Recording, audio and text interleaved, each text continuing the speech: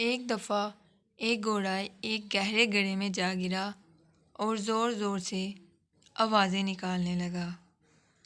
گھوڑے کا مالک کسان تھا جو کنارے پہ کھڑا اسے بچانے کی ترکیبیں سوچ رہا تھا۔ جب اسے کوئی طریقہ نہیں سوجھا تو ہار مان کر دل کو تسلی دینے لگا کہ گھوڑا تو اب بوڑھا ہو چکا ہے، وہ اب میرے کام کا بھی نہیں رہا، چلو اسے یوں ہی چھوڑ دیتے ہیں، اور گھڑے کو بھی آخر کسی دن بند کرنا ہی پڑے گا، اس لیے اسے بچا کر بھی کوئی خاص فائدہ نہیں۔ یہ سوچ کر اس نے اپنے پڑوسیوں کی مدد لی اور گھڑا بند کرنا شروع کر دیا۔ سب کے ہاتھ میں ایک ایک بیلچہ تھا جس سے وہ مٹی، بجری اور کوڑا کرکٹ گھڑے میں ڈال رہے تھے۔ گھوڑا اس صورتحال سے بہت پریشان ہوا، اس نے اور تیز آواز نکالنی شروع کر دی۔ کچھ ہی لمحے بعد گھوڑا بالکل خاموش سا ہو گیا۔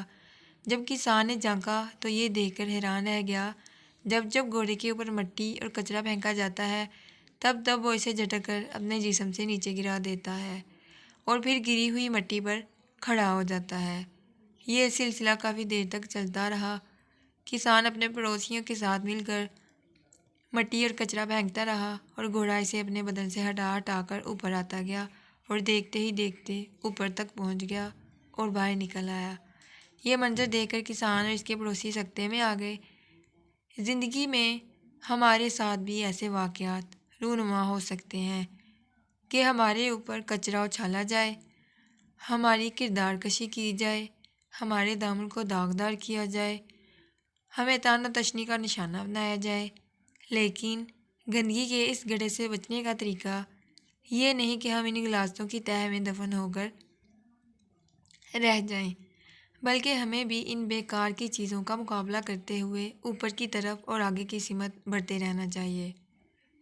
زندگی میں ہمیں جو بھی مشکلات پیش آتی ہیں وہ پتھروں کی طرح ہوتی ہیں، مگر یہ ہماری عقل پر منحصر ہے کہ آیا ہم ہار مان کر ان کے نیچے دب جائیں یا ان کے اوپر چڑھ کر مشکل کے کنویں سے باہر آنے کی ترکیب کریں۔